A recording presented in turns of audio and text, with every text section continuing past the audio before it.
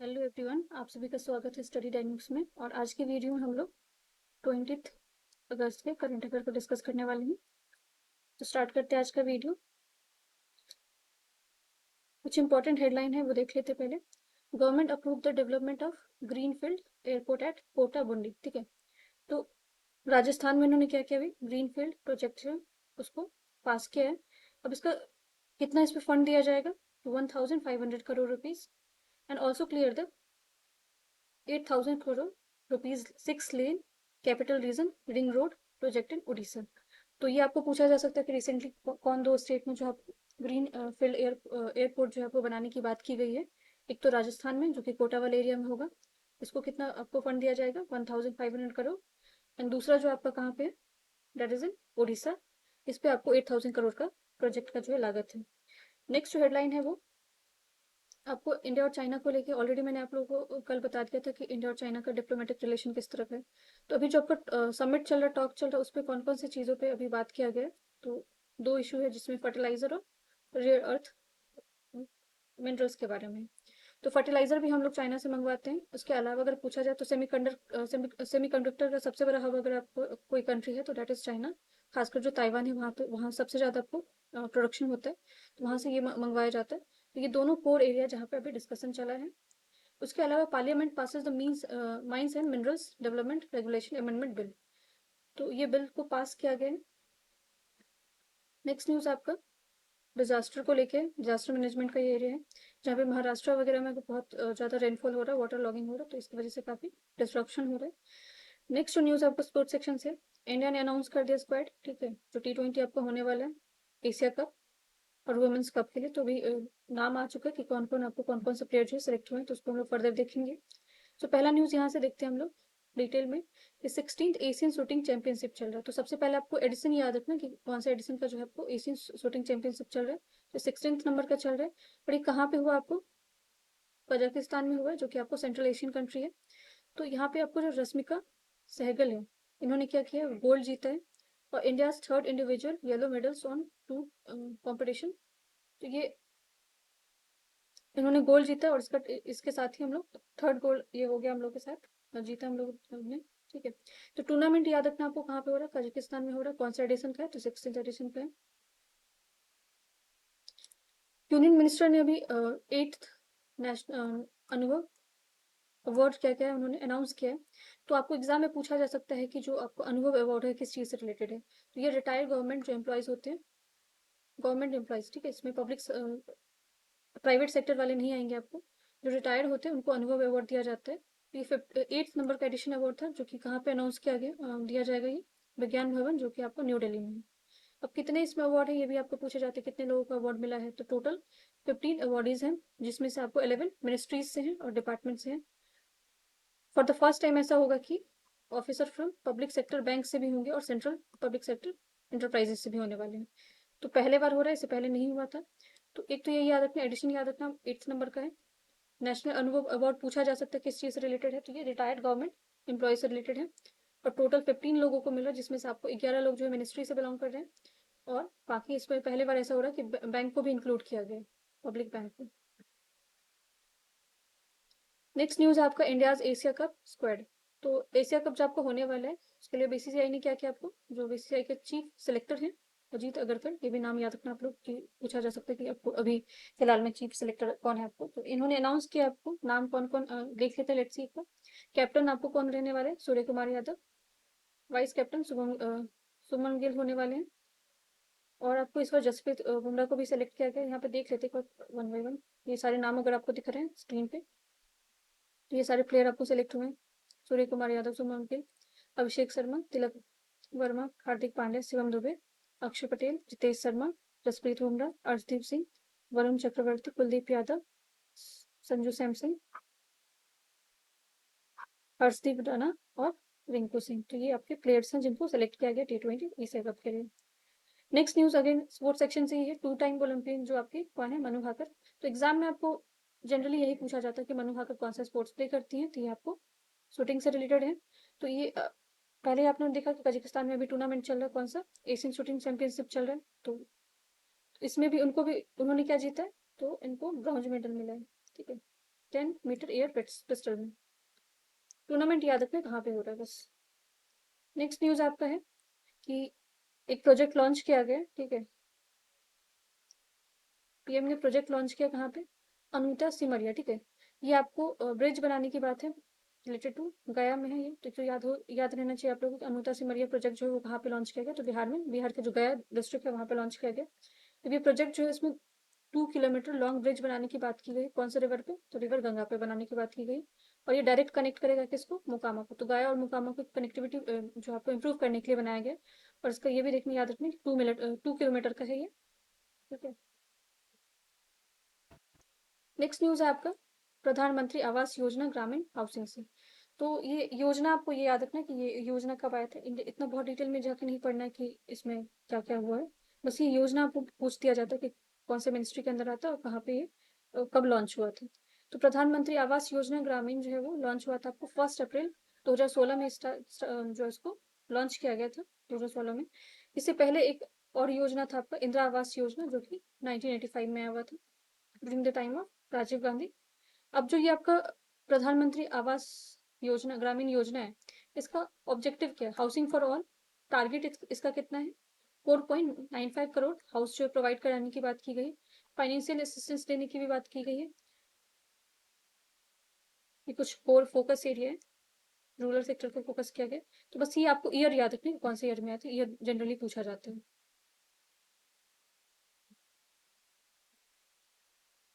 Next news है आपका, ये फर्टिलाइजर को लेके है। तो फर्टिलाइजर में बहुत ज़्यादा आपको क्या सब्सिडी दिया जाता है। फॉर अगर पूछा जाए कि सबसे ज़्यादा सब्सिडी किस चीज़ पे दिया जाता है, तो फूड पे सबसे ज़्यादा दिया जाता है। और फर्टिलाइजर भी एक ऐसा एरिया जहाँ पे आपको सब्सिडी बहुत ज़्यादा दिया जाता है। तो यहाँ पे दो टर्म है, एक तो डैप है, ठीक है, di phosphate, di ammonium phosphate, ठीक है। और दूसरा क्या आपको एनपीके होता है। तो ये दो तरह के आपको फर्टिलाइजर होते हैं, जिसमें डैप जो है वो इनिशियल स्टेज में यूज किया जाता है, ठीक है। और जब फ्लावरिंग होना शुरू हो जाता है प्लांट्स में, तब एनपीके यूज किया जाता है। तो दोनों फर्टिलाइजर इंडिया में बहुत ज्यादा यूज किया जाता है। एक और चीज इंपॉर्टेंट है कि नैनो फर्टिलाइजर जो आपका, उसका जो अगर पूछा जाए कि हब किसको माना जाता है, या फिर आपको जो रिसेंटली एक इंस्टीट्यूट बनाया गया, कहाँ पे बनाया गया था, तो गुजरात में बनाया गया था। तो ये पूछा जा सकता है।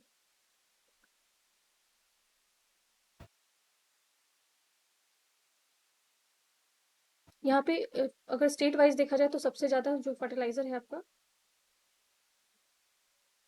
कौन सा फर्टिलाइजर, नैनो यूरिया फर्टिलाइजर, कौन से स्टेट में यूज किया जाता है, तो ये उत्तर प्रदेश में यूज किया जा सकता है। क्योंकि आपको स्टेटमेंट डाल के पूछा जाता है कि कौन से स्टेट में सबसे ज्यादा यूज होता है, या फिर आपको 3 4 ऑप्शन दिए रहेंगे, तो आपको ये याद रखना सबसे ज्यादा तो उत्तर प्रदेश में नैनो का बात करिए मैं, ठीक है। नैनो यूरिया जो है वो सबसे ज्यादा उत्तर प्रदेश में यूज होता है। और सेकंड आपको नंबर पे कौन सा है, महाराष्ट्र है। तो ये दो कम से कम आपको जो टॉप 2 होते हैं, टॉप 3 होते हैं, ये याद रखना चाहिए। जनरली आपको लग सकता है कि पंजाब में होता है, बट उत्तर प्रदेश में सबसे ज्यादा किया जाता है, फिर महाराष्ट्र में, and then Punjab.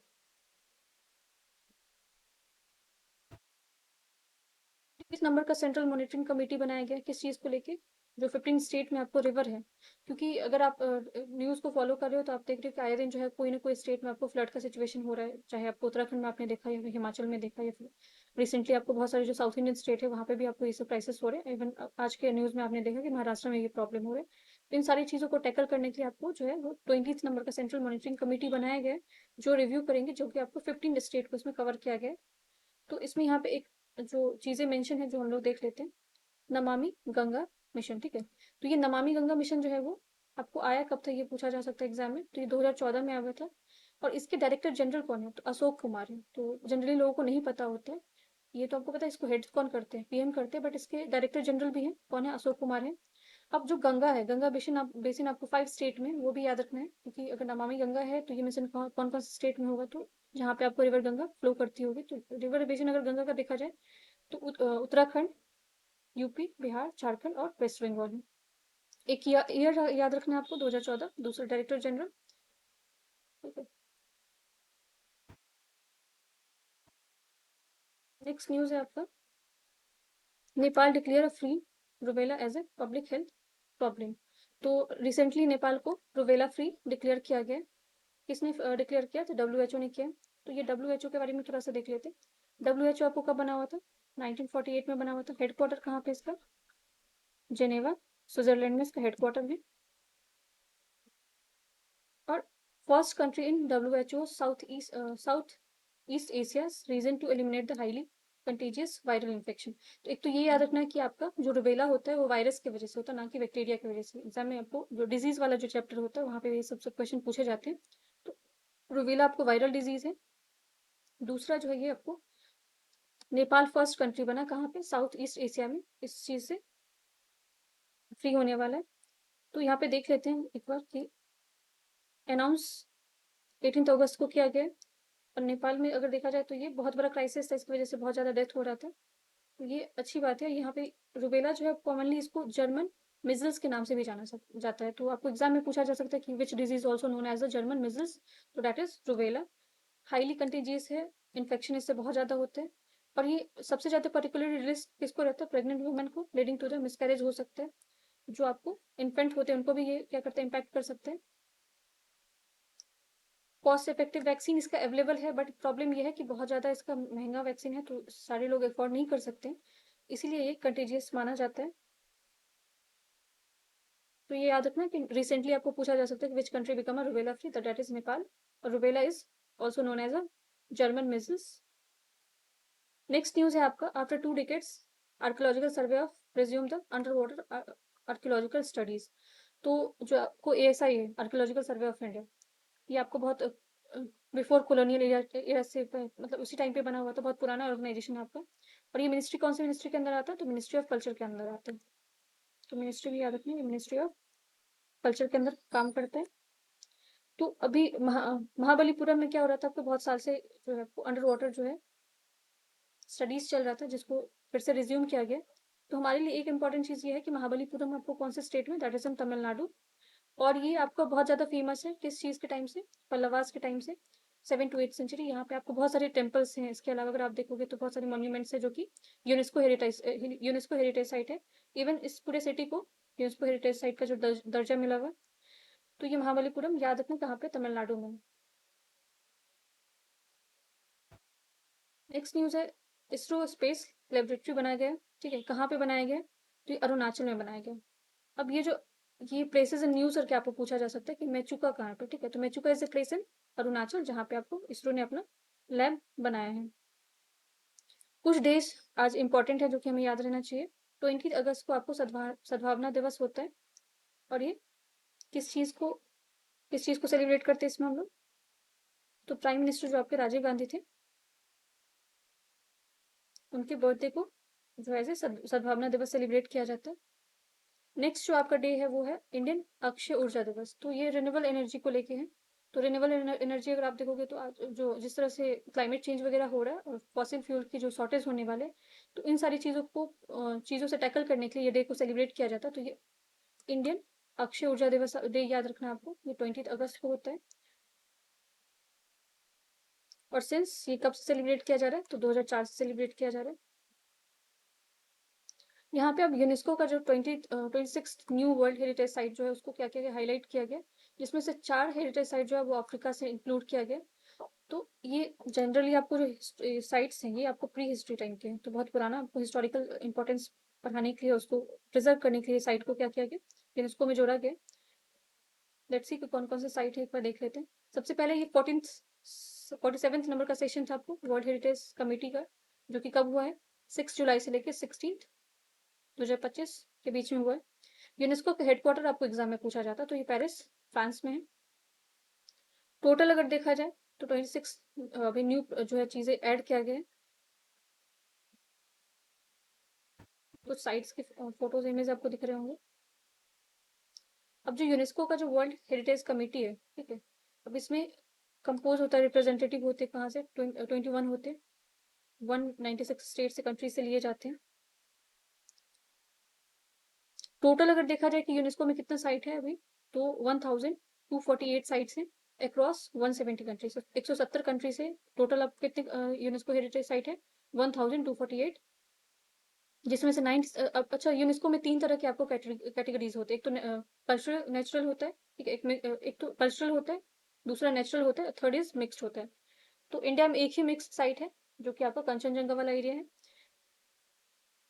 Global level पे पूछा जाए तो 972 आपको कल्चरल साइट है, 235 नेचुरल है, एंड 41 इज मिक्स साइट।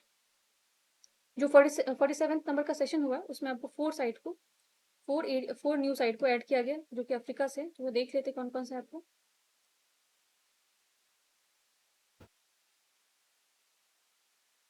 और 4 को ऐड किया गया, 3 चीज़ों को रिमूव भी किया गया। तो 3 साइट्स को जो रिमूव किया गया उसमें से मेडागास्कर है आपको, इजिप्ट है और लीबिया से रिमूव किया गया साइट को, जो कि अब डेंजर में नहीं है। और जो ऐड किया गया वो आपको कहाँ से ऐड किया गया, साउथ अफ्रीकन कंट्रीज हैं जैसे कि मोजाम्बिक ट्रांसबाउंड्री बना रहा है, ठीक है, तो वहां से एक साइट लिया गया।